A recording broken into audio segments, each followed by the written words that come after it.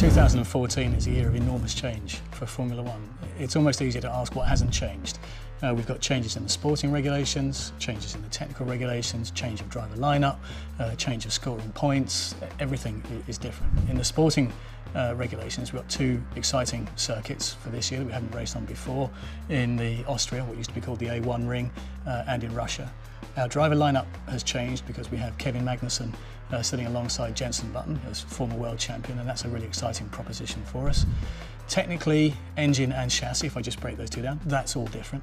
The engine is no longer a 2.4 litre V8, it's a 1.6 litre V6 engine with a very complicated energy recovery system. Not just braking energy, but now heat energy from the turbocharger and a huge lithium-ion battery in the middle of it as well. That means that the gearbox is going to be different. Instead of 7 ratios, it's 8 ratios. There are only 5 engines that have got to last you the season, and heavy penalties for failure.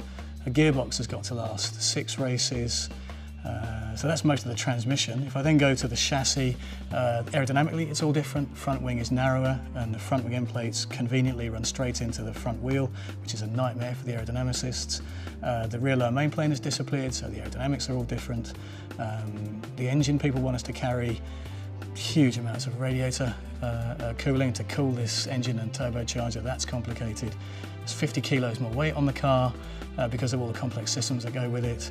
We can only screw up fuel in at 100 kilos, maximum fuel rate of 100 kilos per hour, and that's measured. And on top of all that, we're limited in what we can do in the wind tunnel by the sporting regulations as well, so what's not to like? But we've had amazing reliability brought on by some of the changes in the regulations, and I think we're going to take a big reset on that. It's a huge challenge for everybody. That will make some really exciting races because there are going to be some thrills and some spills, and that unpredictability always adds a bit of drama if you're sitting in the armchair at home and watching it across a bar or something, and a bit of stress if you're trying to run a Formula One team. But we're up for that. We've got a team that are very strong people and a lot of specialist know-how here, and it's a team of racers. So we're really fortunate with our driver lineups here. But Jenson's no exception to that. As a former world champion, he's driven good cars, bad cars, intermediate cars, and he's so articulate, as anybody who's interviewed him and listened to him will attest. His feedback and his insight into what's going on in the car is extremely useful to us.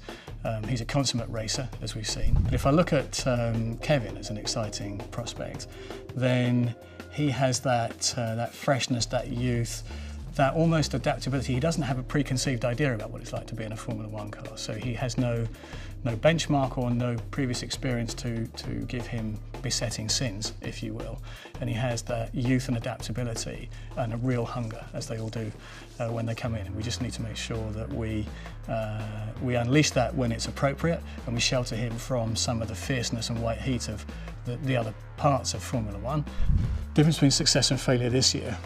For me, I think certainly in the first 6 months, it's about speed of decision making, because things are going to happen. It's all new, it's changing, and nobody can afford to sit still and ponder. You've got to see something and move quickly, whether that's reliability to capture points or race wins early in the season, whether it's to spot a technological advantage, or whether it's to spot that something on the competition is useful, or to adapt to a reinterpretation by the FIA, who knows.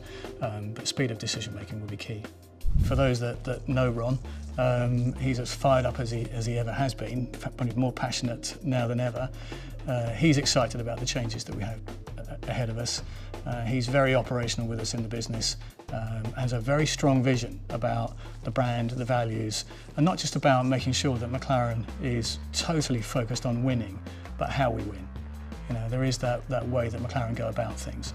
And if ever there was somebody who had a very strong vision and a sense of true north, and how it is to win in Formula One and why that's important, he's got it in spades. That's exciting times.